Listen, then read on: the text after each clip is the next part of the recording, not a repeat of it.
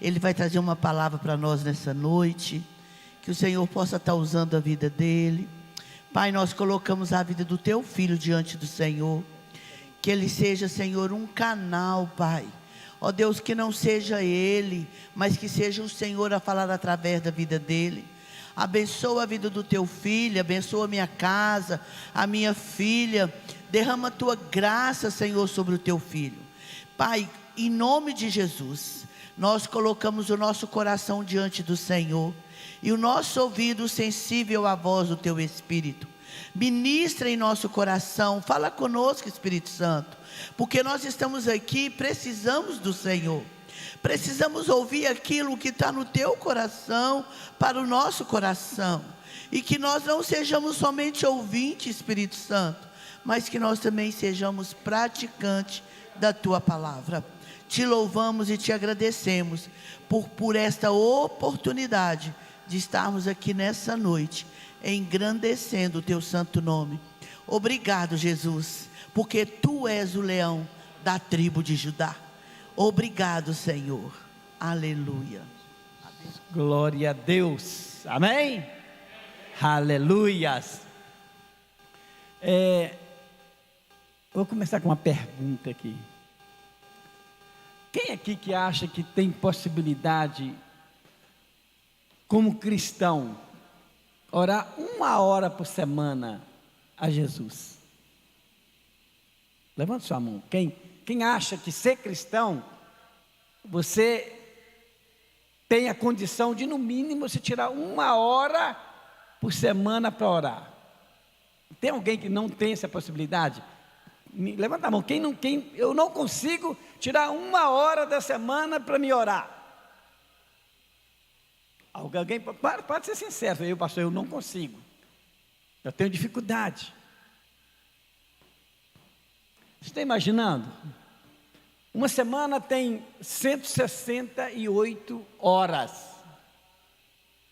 Eu tiro 1 hora de 168 horas para orar ou adorar ao Senhor.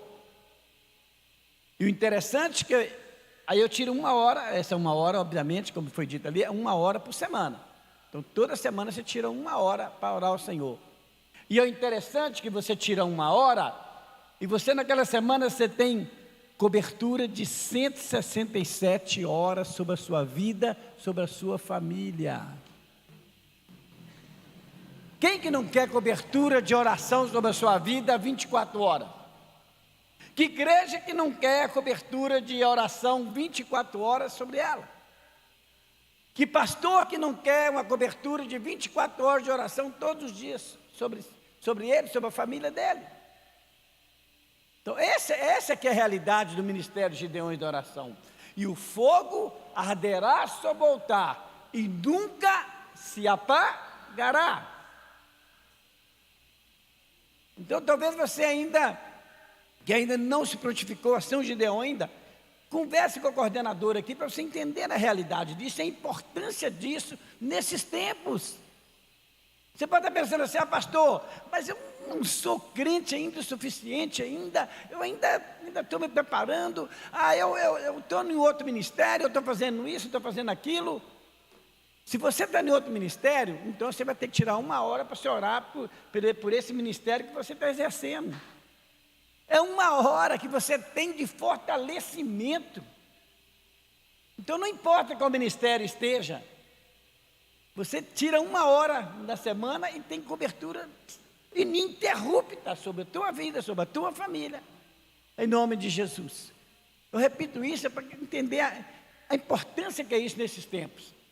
Nós todos sabemos que nós estamos em tempos difíceis, em tempos que nós percebemos que a volta de Jesus Cristo está muito mais próxima do que nunca. Os sinais dizem de maneira bem clara sobre isso. Então nós temos que nos atentarmos a isso, para isso. E eu quero trazer uma palavra aqui, vai ser uma palavra pequena até, mas para você entender a realidade do poder da oração, do poder que Deus quer usar você para estar orando.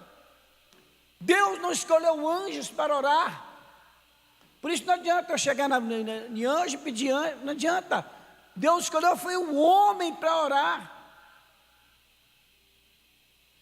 E a Bíblia diz o quê? Quando sois fracos é que sois fortes. Então, mas eu ainda... Deus quer te usar na sua fraqueza. Sabe o quê? Para que a glória seja totalmente dele. Então, que possamos entender essa realidade do poder que Deus quer na sua vida. Abra suas Bíblias aí no livro de Mateus 18.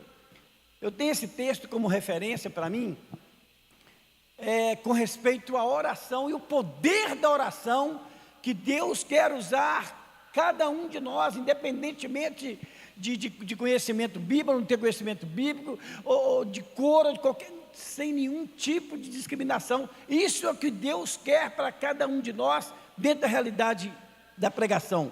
Mateus 18 a 20. Muitos já conhecem esse texto, mas eu quero frisar isso hoje para você entender o que Deus quer de propósito com a sua oração. E a palavra de Deus nos diz lá, Mateus 18 a 20. Em verdade vos digo, que tudo o que ligardes na terra será ligado no céu, e tudo o que desligardes na terra será desligado no céu. Também vos digo, que se 2 de vós concordarem na terra, acerca de qualquer coisa que pedirem, aleluia, isso será feito para meu Pai que está no céu. Por quê? Porque onde houver 2 ou 3 reunidos em meu nome, eu estou no meio deles. Então quer dizer, o poder então não está em mim, não está nos dois. Está em quem? Aquele que está no meio, que é Jesus Cristo, que tem todo o poder no céu e na terra. Então quando eu oro, eu não oro nem em função do meu poder, da minha capacidade, da minha condição, mas porque Jesus Cristo está comigo. E é assim que Deus quer. E aqui fala uma coisa muito, muito forte. Em verdade vos digo que tudo. Se eu perguntar aqui o que é tudo, o que você vai me falar? O que é tudo? Tudo é tudo. Se eu perguntar a uma pessoa de idade, tudo é tudo. Se eu perguntar a uma criança, ela vai falar o quê? Tudo é tudo, uai. Vai, né? Fala assim, né? Tudo é tudo, uai. Então, isso é o mínimo que Deus está dizendo.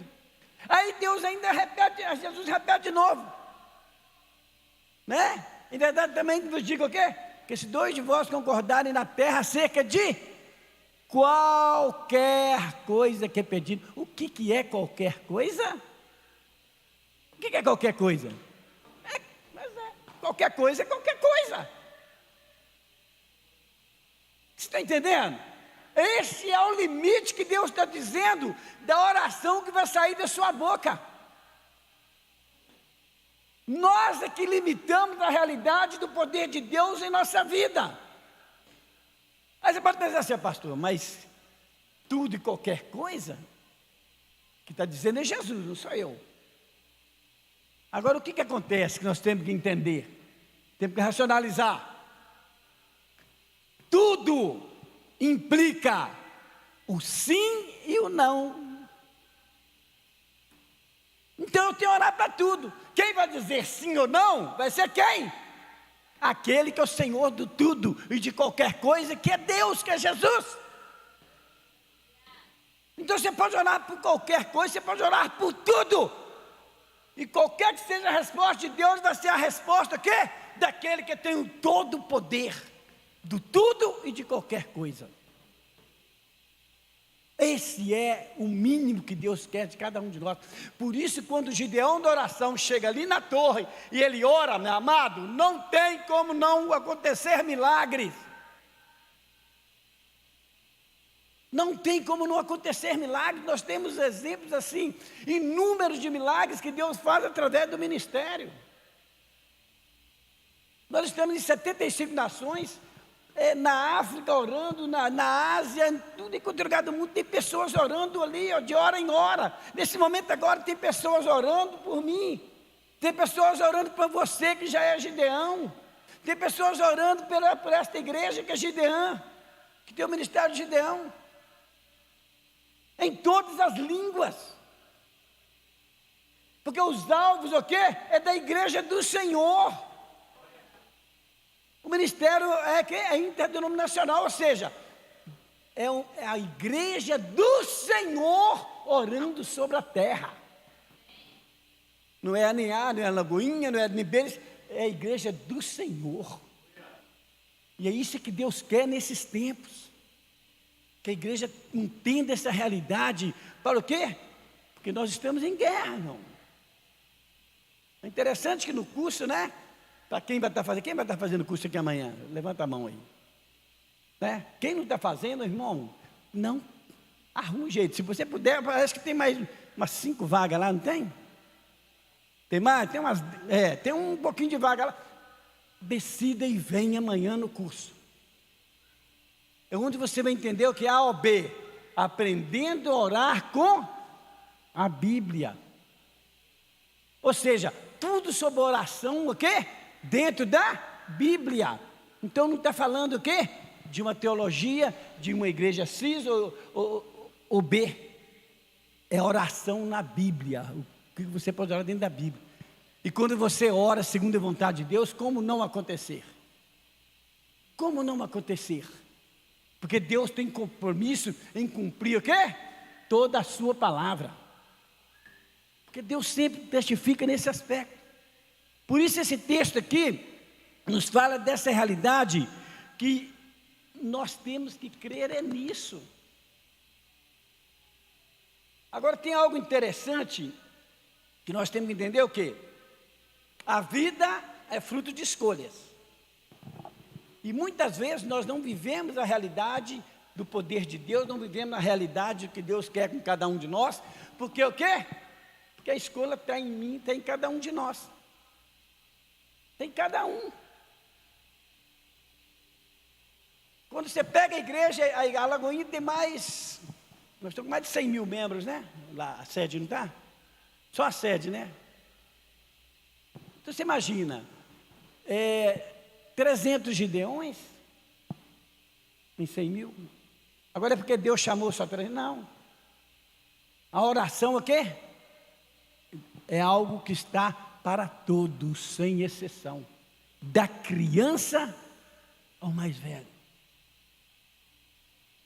A oração é um cargo que Deus dá a todos. Por quê? Porque Deus quer manifestar o poder dele, meu irmão, o tempo todo. E manifestar através de quê? Através da igreja. Mas essa questão da escolha que é a dificuldade que nós temos. Lá em Deuteronômio, Deus nos fala de maneira bem clara assim, olha: eis que hoje eu ponho diante de vós a bênção e a maldição. A bênção é quando cumpridos os mandamentos do Senhor vosso Deus, que hoje vos mando. Porém a maldição, se não cumpridos os mandamentos do Senhor vosso Deus, e vos desviastes do caminho que hoje vos ordeno para seguirdes, para seguir de outros deuses que não conheceste. Olha bem, e vos desviaste do caminho. Quem é o caminho? Jesus. É interessante que eu estava ouvindo umas coisas essa semana, sei lá, tem uma coisa muito interessante. Maomé disse assim, ó: eu não sei o propósito da vida. Maomé. Confúcio disse: eu não sou o caminho. Antes de morrer disseram isso. Buda disse: procure pela verdade. Aí Jesus vem o quê? Eu sou o caminho, a verdade e a vida. E sabe qual a diferença? Nenhum desses grandes filósofos ressuscitou. Jesus ressuscitou. Por isso ele tem a resposta para a existência humana. A resposta para a existência humana não está na filosofia, está única e exclusivamente em Jesus. Nele nós temos toda a plenitude de resposta para a nossa existência. Por isso que é importante entendermos isso. E quando Jesus fala o quê? Eu sou o caminho, isso é interessante também. Eu sou o caminho. um caminho só tem a realidade da sua existência, o quê? Se ele serve para ser o quê? Para ser trilhado, para ser caminhado. Se você vai em algum lugar, você não tem que ir andar no caminho. Mas se você ficar falando do caminho e não for, o que vai adiantar o caminho? O que adianta o caminho se você não trilhar no caminho, se você não andar no caminho? Então Jesus não diz que ele vem mostrar o caminho, ele diz: eu sou o caminho. Por isso eu tenho o quê? Que andar em Cristo, estar em Cristo.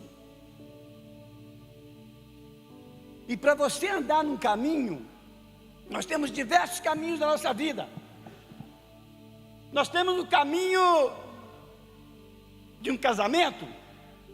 Nós temos que trilhar um casamento, nós temos que trilhar um caminho do casamento. Que tem o quê? Tem suas responsabilidades, tem suas dificuldades, tem os seus prazeres. Mas é um caminho a ser trilhado, que tem que ser trilhado. Você tem um caminho para você se formar na faculdade, você tem um caminho para você ser um pastor, você tem um caminho para tocar um instrumento. Tudo na vida tem uma realidade o quê? De um caminho que tem que ser trilhado. Mas se nós não tomarmos essa questão de quê? Decisão, escolha. A vida é fruto de escolha, por isso. Jesus convida: vinde a mim. A escolha o quê? Tem que estar em mim. E às vezes nós precisamos o quê?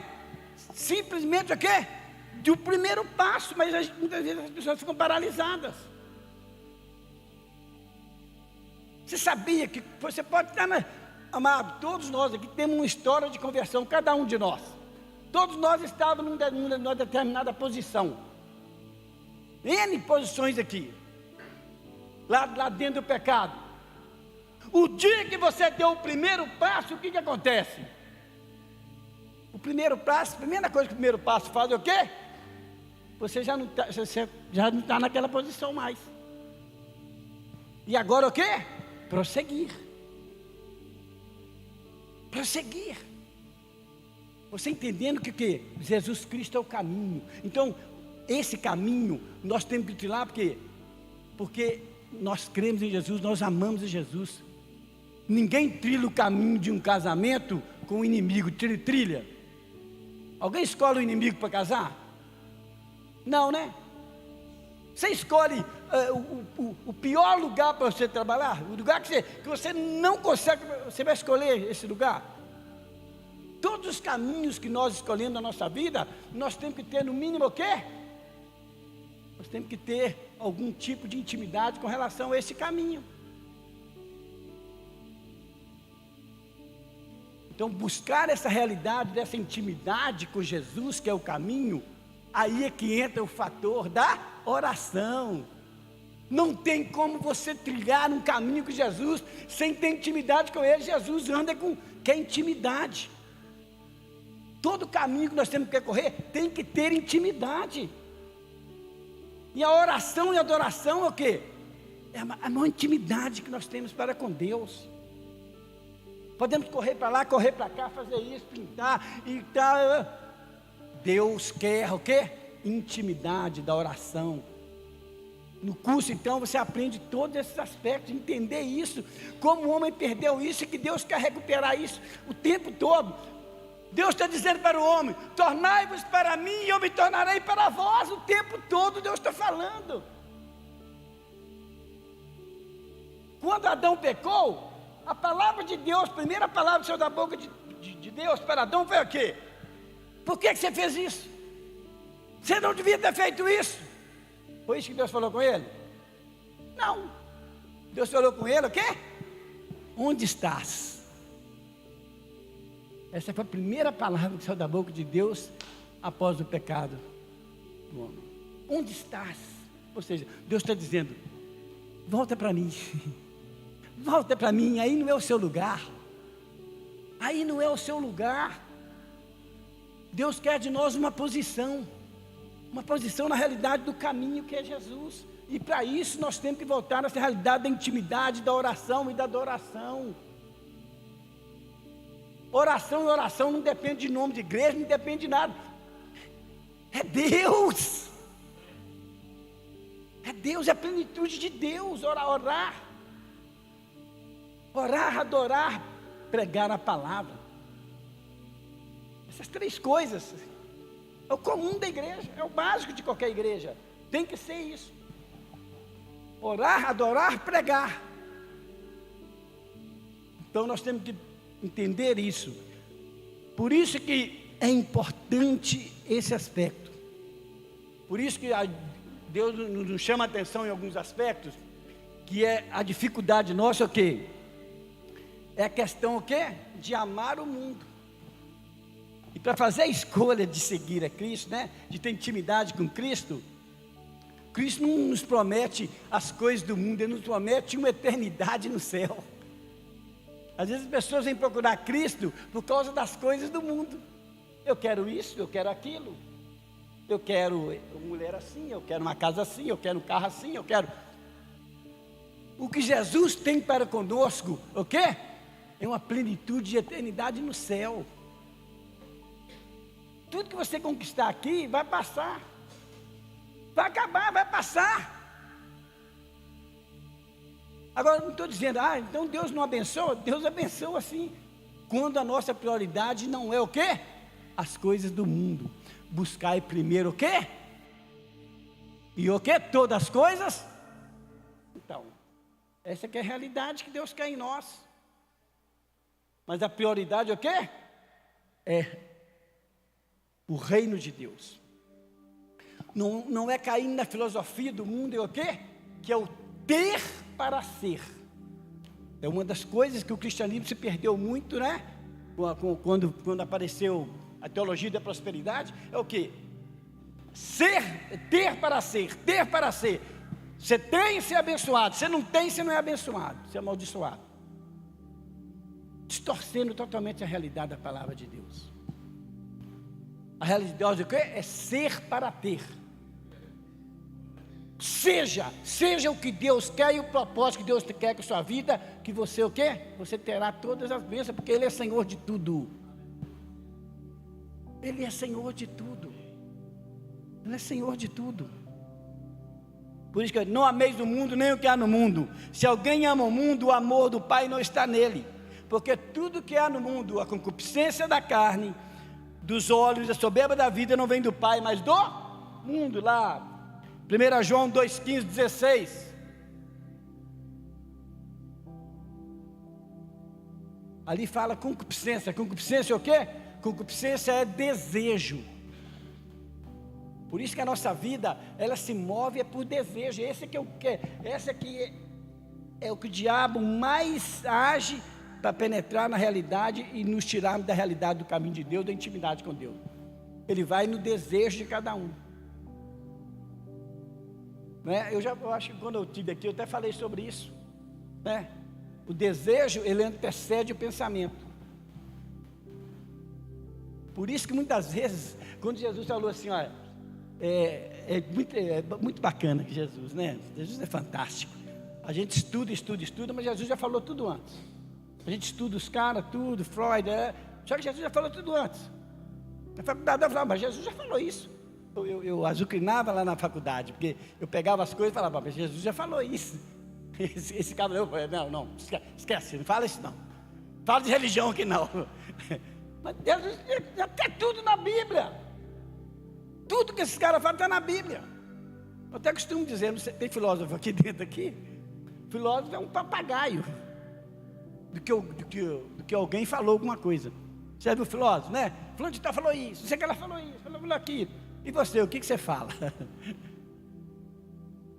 Então nós temos que entender a realidade, de entendermos que, voltando aqui no pensamento. Então, o desejo, quando Jesus falou para o senhor sobre adultério, o que ele falou? Ele já não falou mais do adultério, do ato em si, né? Mas o quê? Se você o quê? Olhar e desejar. Jesus foi antes. antes do ato em si.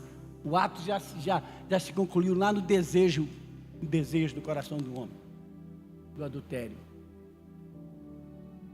Por quê? Porque o desejo antecede, por quê? Porque o pensamento é uma construção. Tudo que nós pensamos em cima de algo que nós aprendemos. Se você pensa em cores, é porque você aprendeu sobre cores, né? A criança tem que ensinar o que é amarelo, o que é azul, a criança não aprende. Tudo é aprendido, é o cognitivo que nós chamamos. Mas o quê? Tudo é aprendido. Agora o desejo não, o desejo é o que está contaminado no ser humano desde a criança. E a religião antes não reconhecia a realidade do pecado na criança. E a criança, ela já tem essa raiz. Nós já nascemos com pecado. Nós nascemos já com essa raiz. O que uma criança tem mais dentro dela? Quando a criança é pequena, não é meu, é meu, é meu, é meu. Quem tem filho aqui? A criança, você não tem que ficar falando com ele, não é seu, não é seu, não é seu. É meu, ou seja, é egoísmo. Raiz de egoísmo. Uma criança, se tiver duas crianças aqui, e a criança se sente incomodada com a outra criança, ela joga a outra criança lá embaixo. Joga ou não joga? Empurra ou não empurra? Bate ou não bate? Hein? Aí ela não tem que ser ensinada? Não bate, não faça isso, não faça aquilo. Então nós temos que aprender entender essa realidade. Porque Deus quer mudar a realidade do nosso coração. Deus quer mudar essa realidade. Então, ou seja, concupiscência da carne, desejo da carne, o desejo dos olhos, tudo está dentro disso aí, ó. Eva viu o fruto e viu o que ela quer? Ela primeiro o quê? Viu o fruto. Desejou o quê? Comer. Porque dava o quê? Entendimento, ou seja, o homem ia saber o que é. O homem que ia ser Deus de si próprio, ia ter o conhecimento do bem e do mal. Ele precisava de Deus. A partir do momento que o homem queria ter o conhecimento do bem e do mal, ele não precisava de Deus, é ele que definia tudo na vida. E a mesma realidade nós vivemos. Então a mesma realidade que Eva passou e caiu com Adão, Jesus passou no deserto, é a mesma coisa. O diabo está sempre trabalhando essas três coisas: desejo da carne, desejo dos olhos e a soberba da vida, que é o quê? Que é o querer ser Deus. A própria ciência tem algo em comum em qualquer ciência psicológica ou filosófica. O homem tem o desejo de onipotência. O ser humano tem o desejo de onipotência, de ser Deus. Eles concordam plenamente com isso. E aí é que está exatamente a raiz do quê? Do pecado lá atrás. Aí a dificuldade dos relacionamentos humanos é por causa disso. Porque o homem, por mais que ele convive com o outro, ele quer que o outro seja ele. Olha que coisa interessante, né? Você escolhe alguém para casar pensando no que você quer para você e não no que o outro é. Eu quero uma pessoa assim bonita, que seja legal, que seja amável, que seja boazinha, que seja isso, que seja aquilo. Ou seja, eu quero que o outro seja eu. Já para pensar nisso nos relacionamentos? Mas só que o outro é o outro, e o outro também está pensando a mesma coisa lá também. A mulher também está pensando: eu quero que ele seja assim, assim, assim. Não, eu quero que ela seja assim, assim, assim. Aí vem um conflito. Aí sabe o que acontece? O amor, ele se manifesta nas diferenças, não é no igual. O amor se manifesta na diferença. Por isso que o amor de Coríntios 13 lá, Deus está falando o quê? Não se soberbece, né? Não arde em ciúmes. Deus está falando do amor do céu. O amor do céu é perfeito. Deus está falando para cada um de nós entendemos a realidade desse amor aqui na terra. Tolerância, né? Tolera. Coríntios 13 lá, né? Então é isso que nós temos que entender. Nós sempre estamos em confronto com os outros. Mas nós temos que nos posicionar na realidade do outro e o outro posicionar na minha realidade, porque senão não sobrevive. Eu tenho 33 anos de casado. Eu não falei aqui que eu tive que pegar esse lado cordeiro meu, largar um pouquinho o leão? Tinha, não é verdade? 33 anos de casado, mas é assim, né? Aí tem umas coisas tão engraçadas. Aí quando vem no avião, eu quero janela. Aí eu quero janela. Aí, graças a Deus, hoje tinha um banco vazio atrás. Ela foi na janela, eu também fui na janela. O cara ofereceu, oh meu Deus do céu, Deus deixou duas janelas aqui, ó. Graças a Deus, viemos todo mundo da janela e pronto. Glória a Deus. Mas é assim, amado. Eu tenho que pegar essa realidade de que Deus quer isso conosco, essa concordância. Deus quer conosco que nós trilhamos essa realidade, o quê? De ter Jesus Cristo. Nós trilhamos o caminho de Jesus. E entendemos que o diabo entra por uma questão. Mente. Aqui que está a porta da entrada que o diabo faz com que a gente saia totalmente da concordância, não só uns com os outros, mas também com relação à palavra de Deus, né? Deixa eu ver se eu pego o texto aqui, vamos lá, Romanos 12, 2, e não sede conformados com este mundo, mas sede transformados pela renovação da vossa mente, para que experimenteis qual seja a boa, agradável e perfeita vontade. Não é isso que nós queremos, amado?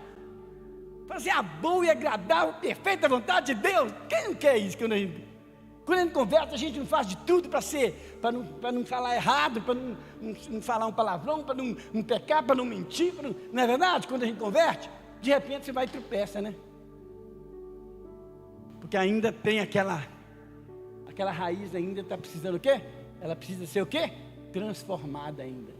Passar por porque a transformação é um processo. Não é de um dia para o outro assim. É um processo. Mas primeiro o quê? Não vos conformeis com este, né?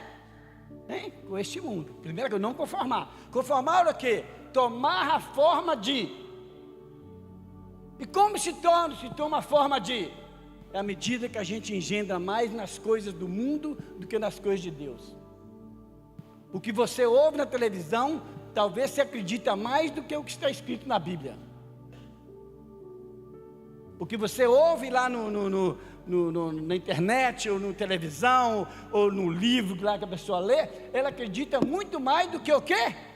A verdade que está na Bíblia.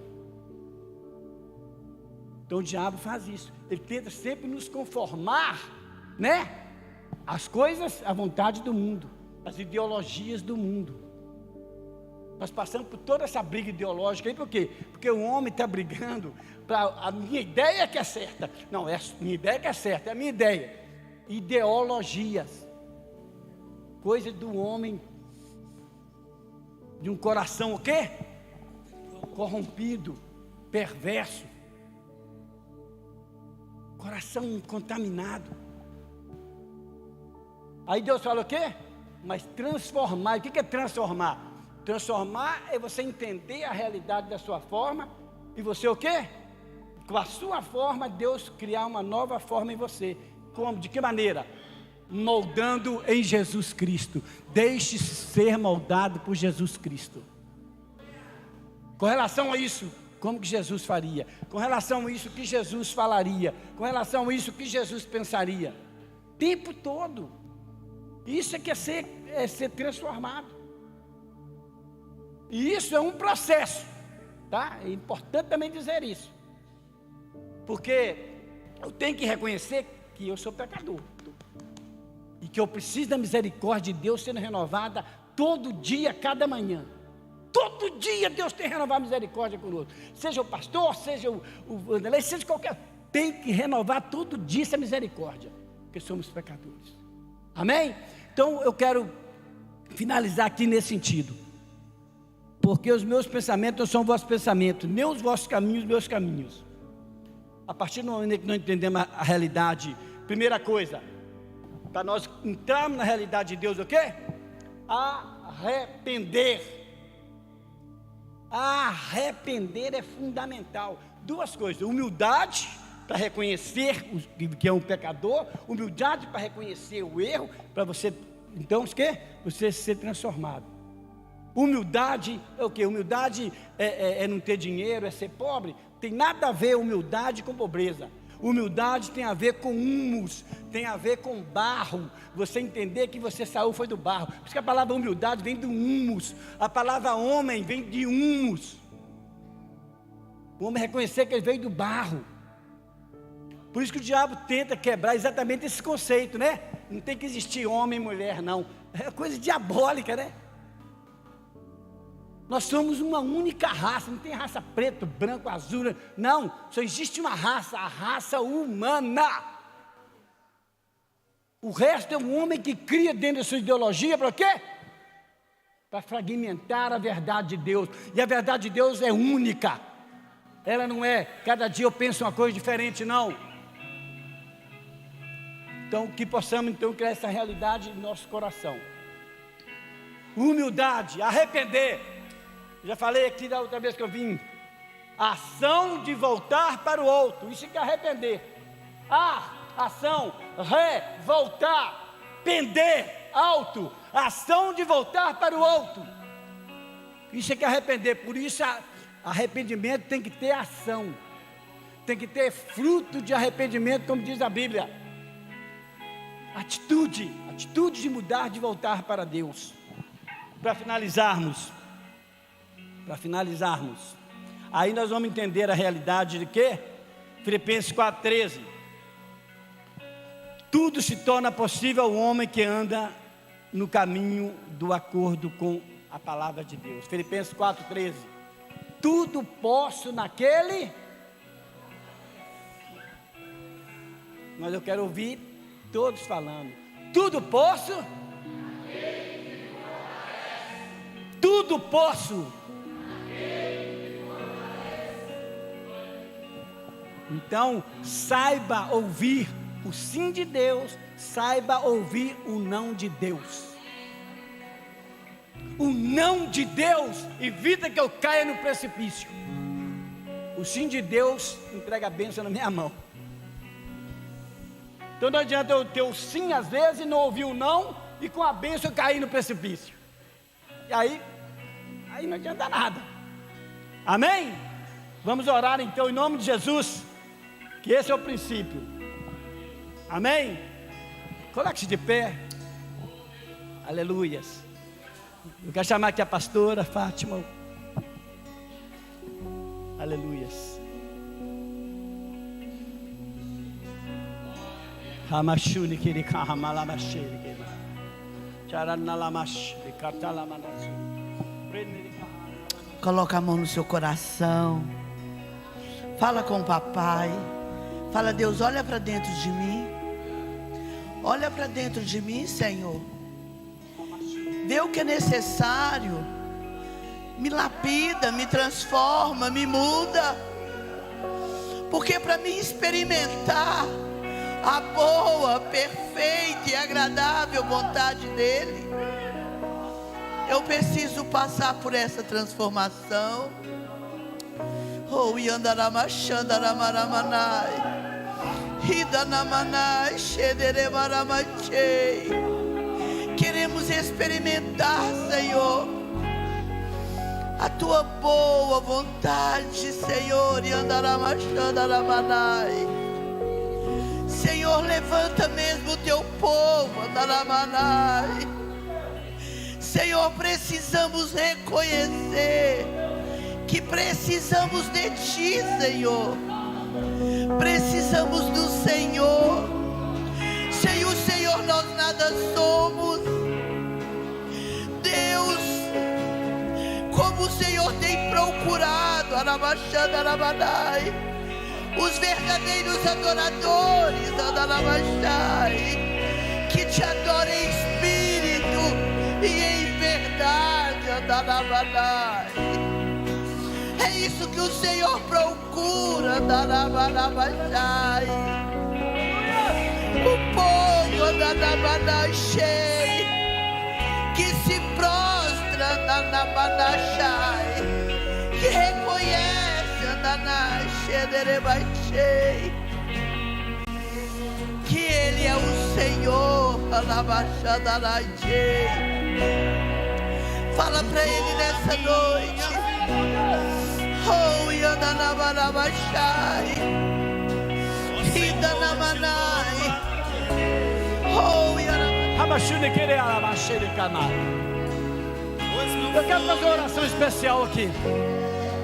Eu quero fazer uma oração especial aqui.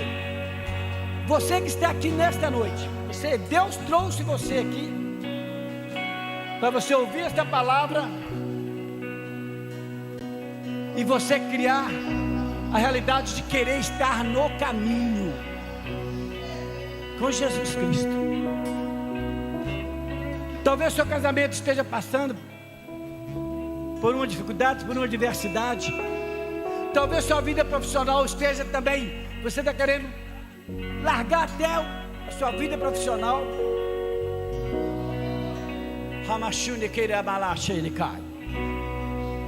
Talvez você tinha um ministério que Deus te usava e está paralisado, o ministério pelo qual Deus chamou você. Talvez o diabo tenha colocado para você uma promessa de sucesso, mas a palavra de Deus não fala em sucesso, fala em propósito. E Deus não tirou o propósito da sua vida.